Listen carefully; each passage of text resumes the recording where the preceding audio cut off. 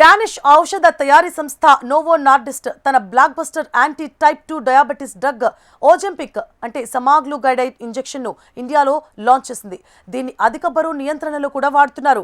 0.25 మిల్లీగ్రాముల dosage version కు వారానికి 2200 రూపాయల ప్రారంభ ధరకు భారతదేశంలో విడుదల చేస్తున్నట్లు శుక్రవారం ప్రకటించింది.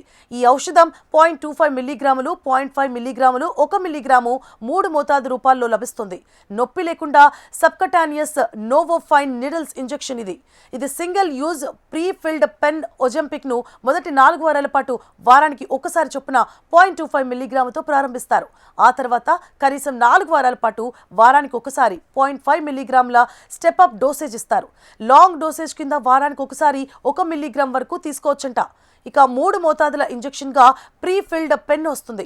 దీని ఖరీదు నెలకు 8800 రూపాయలు, అంటే వారానికి 2200 రూపాయలు. మరొక డోస్ ధర 10170 రూపాయలు, వారానికి 2542 రూపాయలు. నెలకి 11175 రూపాయలు, వారానికి 2793 రూపాయలు అవుతుందని కంపెనీ చెప్తోంది. భారతదేశంలో ఇన్సులిన్ ధరల జోన్లోనే ఇది అందుబాటులో ఉందన్నారు. ఇదొక కీలకమైన అభివృద్ధిగా అభివర్ణించారు. వైద్య చరిత్రను మార్చిన పెన్సిలిన్ యాంటీబయాటిక్స్ ఆవిష్కరణలకు ఇది సమానమని Novo Nordisk India corporate vice president managing director Vikrant Shrotriya పేర్కొన్నారు.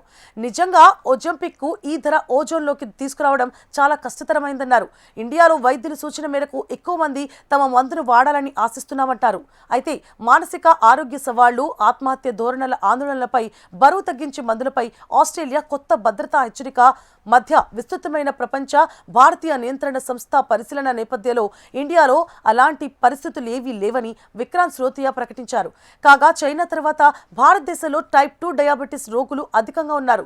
వేగంగా పెరుగుతున్న ఊబకాయం రేట్లతో పాటు వేగంగా అభివృద్ధి చెందుతున్న బరువు తగ్గించే మందుల మార్కెట్లో వాటా కోసం పోటీ పడుతున్న ప్రపంచ ఔషధ తయారీదారులకు కీలకమైన జోన్గా ఇండియా మారింది.